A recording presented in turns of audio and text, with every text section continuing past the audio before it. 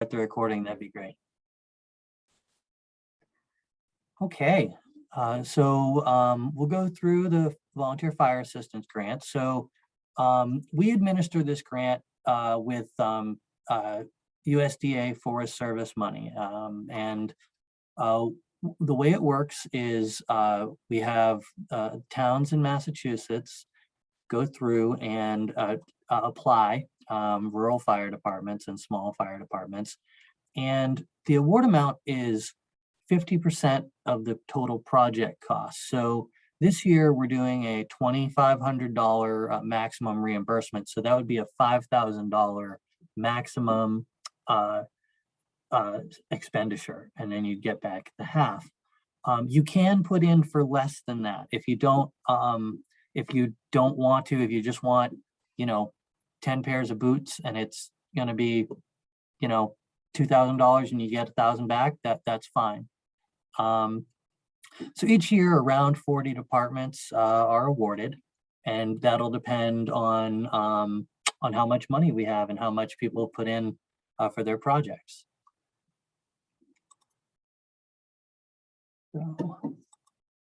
So last year there was 35 awards in 2021, and here's just a quick map. You can see there's a couple of hot spots like out in Hampshire and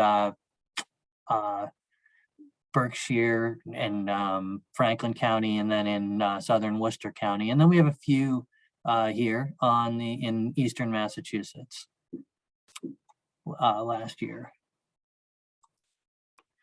So to qualify for the grant, there's a couple things that'll qualify you, and one is you're a nonprofit rural call or volunteer fire department that provides service primarily to a community or town with a population of 10,000 or less. Town fire departments qualify, and there also are fire districts that can apply. I can think of one off the top of my head is West Barnstable. It's a big town, but their fire district serves a community of less than 10,000 and has also meets the other requirement, which is they're made up of at least 80% call or volunteer firefighters. So that's what you need to apply. So there's a few different things you can, types of equipment and services you can apply for that qualify for the grant. So the first is a really important one. It is a priority for us, and certainly for a lot of the departments, to get into personal protective equipment that is appropriate for wildland fires. Wildland fires, a lot of times there's a lot of hiking, there's a lot of overhead hazards, tripping hazards, and real opportunity to get very, very hot and have your movement limited by in structure gear or in t-shirts. So hard hats, glove, fire protective clothing, like Nomex, boots, shrouds. So there's a lot of different types of personal protective equipment, and that's a really good thing to ask for to get your department outfitted with. So training, as you may have noticed, we're giving their priority. So basically more points on your application if you're able to spend 25% of your grant on training. So this has been something not a lot of departments have put in for in the last couple of years because it's kind of interesting around here. There's not a lot of contractors and such that put on a course, so it's easy to do, to spend money on it. But I wanted to show some ideas about training. Every year there is a wildfire academy in New York, and it's near the end, like third week of October. So they haven't announced last year's yet, but it happens every year. And as you'll notice, it has some registration fees. Mostly, for early registration, $75 per day per course, and you can sign up later. They have a lot of really good courses. You can do the introductory. It's a good one. A lot of times it can be hard to get the introductory course here. They do go on, but a lot of times it's put on by a warden for like a small group of towns. There's the S130, S190 field day, which is a really good one because you can do a lot of the 130, 190 online. And then this would be your field day. There's a couple that I'd like to point out is the pumps and portable water use is really great. Wildland fire chainsaws and fire operations in the wildland urban interface. So the grant can reimburse you for tuition and travel. So this has down at the bottom there's a cost to stay there per night. So you can get the lodging, half of that reimbursed as well. Let's see here. Another type of course that people could take is down at the Fire Academy, or the Fire Academy, the National Fire Academy, and they do have traveling courses as well. But you can see here they have some command and control of wildland urban interface fires and some other wildland courses available. NFPA offers assessing ignition potential from wildfire, and I believe this is a course that you schedule for them to come out, and I think it is you do pay for that. And this is also something we're willing to come out free of charge and talk about, but this would be a really complete course on it. And kind of thinking outside the box, there's also other opportunities around the country. Like this is, it would be, for next year's, for early in 2024, but they offer a engine academy down in Florida where you can go, you get portable pumps certificate and get to practice a lot of wildland firefighting. And so, you can see there's tuition including all meals. So for, $5,000, you could, send some people down to something like that. And that's just some ideas of something that for training that people might want. And really anything that you can think of, think outside the box. If there's a small private contractor who does chainsaws or other skills, it doesn't have to be a course that gives you a certificate or a qualification. So the next thing that would qualify, and this is very popular for towns to get and very needed stuff, is just rural fire defense equipment. So this includes pumps, portable pumps, hose, hand tools, chainsaws, installing dry hydrants, leaf blowers. You can get firefighting foam, nozzles, just about anything you can think of and there is stuff that is multi-use. I've had departments get things like LDH and lighting systems, and the trick on that, and not the trick, but those will qualify. And the secret is, or the tip is, really not a secret, is that I'll show you this later when we get to the application, that you've got to make a good description of how it's going to help you fight wildland fire. So, for the LDH, talk about how you would provide, need that water for wildland fire. Technological transfer. So a lot of this is if you need new radios and incident command set up, GPS, kind of anything like that. If you had an iPad that you wanted to, use for mapping fires, this would be, an acceptable thing to put in for on your application. Another really popular way to use this grant is to outfit your federal excess property.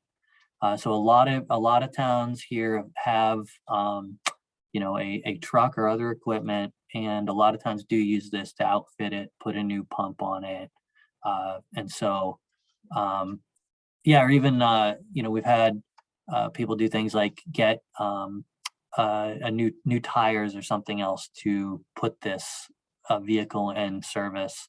And again, it's important, if you put in for a new set of tires, to put in the description how that's really going to help you fight wildfire.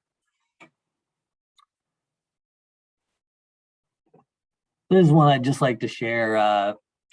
Plainfield completed a dry hydrant last year with the grant, and it was really great. They've been trying to do it for a while, and so I'm really glad we were able to reimburse them for half of that.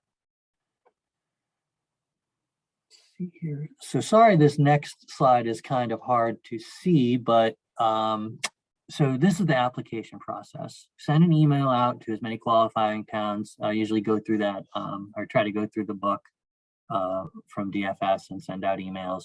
I also ask for towns that I miss, because there's a lot of turnover.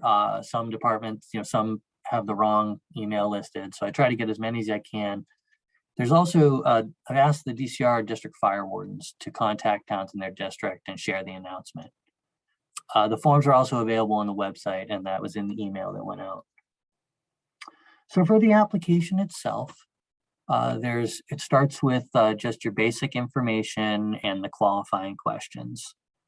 It asks for your acreage, if there's any state or federal lands near you. And for this, we're just trying to get an idea if there's state or federal property near that you protect. It asks if your NIM's compliant, the budget, and then this one's important, number 12. List what years in the last 5 years your community has received the grant. That is on a sliding scale, so we do try to fund towns that haven't gotten the grant lately.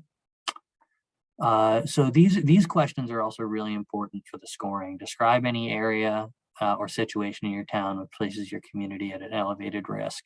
So if you have a neighborhood with a lot of fuels, or a remote area that's hard to get to with a lot of fuels, it's a really good idea to describe that well. This is your project description, and this is basically what you'd like to do.